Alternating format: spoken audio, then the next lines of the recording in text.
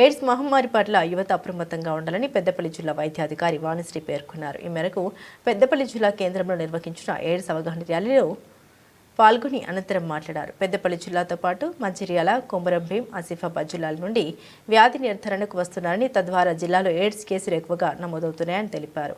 ఈ సందర్భంగా జిల్లా ప్రధాన ఆసుపత్రి నుండి పట్టణంలోని వివిధ కాలనీల గుండా ర్యాలీ నిర్వహించారు. అనంతరం పట్టణ ప్రధాన కూడళ్లలో మానవహారం నిర్వహించారు.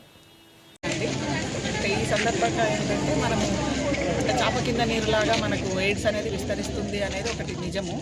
సో దానికి గాను ఈ సంవత్సరం మనకి రిస్క్ గ్రూపే కాకుండా మనకు జనరల్ పాపులేషన్ కూడా అందరూ స్క్రీన్ చేయించుకోవాలి అనేసి మనకు ఒక ఆదేశం అందింది. ఎందువల్ల అంటే తెలుసో తెలియకో సిరెంజెస్ కానీ, నీడిల్ ప్రిక్స్ కానీ, తర్వాత బ్లడ్ ట్రాన్స్ఫ్యూజన్స్ కానీ, అన్స్క్రీన్డ్ బ్లడ్ ట్రాన్స్ఫ్యూజ్ అయినా కానీ యాక్సిడెంటల్లీ వచ్చే ప్రమాదం ఉంటుంది. కాబట్టి యాజ్ ఎ రొటీన్ అన్ని టెస్టులు చేయించుకున్న మాదిరిగానే మనము ఈ హెచ్ఐవికి కూడా జనరల్ పాపులేషన్ అందరూ కూడా ఒకసారి స్క్రీన్ చేయించుకుంటే మంచిది అనేసి మనకు ప్రభుత్వం నుంచి ఒక ఆదేశం ఉంది. సో ఇప్పటి వరకు మన జిల్లా లోపల 1166 కేసులు మనకి ఏఆర్టీ మీద ట్రీట్మెంట్ మీద ఉన్నారు. సో వాళ్ళందరూ బాగానే ఉన్నారు. ఈ సంవత్సరానికి గాను అంటే 2025 నుంచి 26 వరకు గాను మనకు కొత్తగా 57 కేసులు డిటెక్ట్ అయినాయి. అవి అన్నీ కూడా మనము ట్రీట్మెంట్ పెట్టడం జరుగుతుంది.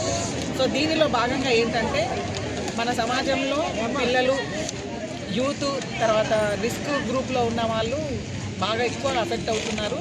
సో పిల్లలు కూడా అందరూ అంటే దీని గురించి అవగాహన కల్పించాలి. వాళ్ళందరికీ కూడా మన ఐసీటీసీ సెంటర్స్, మనకు ఎయిడ్స్ నివారణకు పనిచేసే టీమ్స్ అన్నీ కూడా యువతను ఎక్కువగా టార్గెట్ చేసుకోవాల్సి ఉంటుంది. ఎందుకంటే పిల్లలు ఇప్పుడు తెలియదు ఏం లేదు, మనకు తల్లిదండ్రులు లేకోకుండా హాస్టల్స్లో అక్కడిక్కడ ఉంటున్నారు. సో ఆల్టర్డ్ బిహేవియర్ అనేది యువతలో కనిపిస్తూ ఉంటుంది. కాబట్టి వాళ్ళపైన ఎక్కువ ఫోకస్ చేయవలసి ఉంటుంది.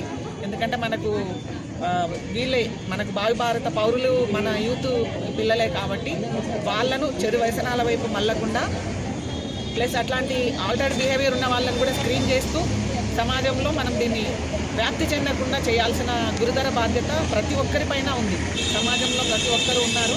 సో దాంట్లో మన వైద్య సిబ్బంది అనునిత్యము అహర్నిశలు కూడా దీనికోసం కృషి చేస్తున్నారు. మనకు రామగుండంలో కానీ, తర్వాత పెద్దపల్లిలో కానీ, మంతిన్లో కూడా దీనికి స్క్రీనింగ్ సెంటర్స్ ఏర్పాటు చేయబడ్డాయి. ఇక్కడికి వచ్చిన పేషెంట్స్ గురించి కూడా మనం వేరే వాళ్ళకి రివీల్ చేయటం అంటూ కూడా ఏముండదు. సీక్రసీ మెయింటైన్ చేయడం జరుగుతుంది. కాబట్టి భయపడకుండా ప్రతి ఒక్కరూ కూడా స్క్రీనింగ్ చేయించుకోవాలి.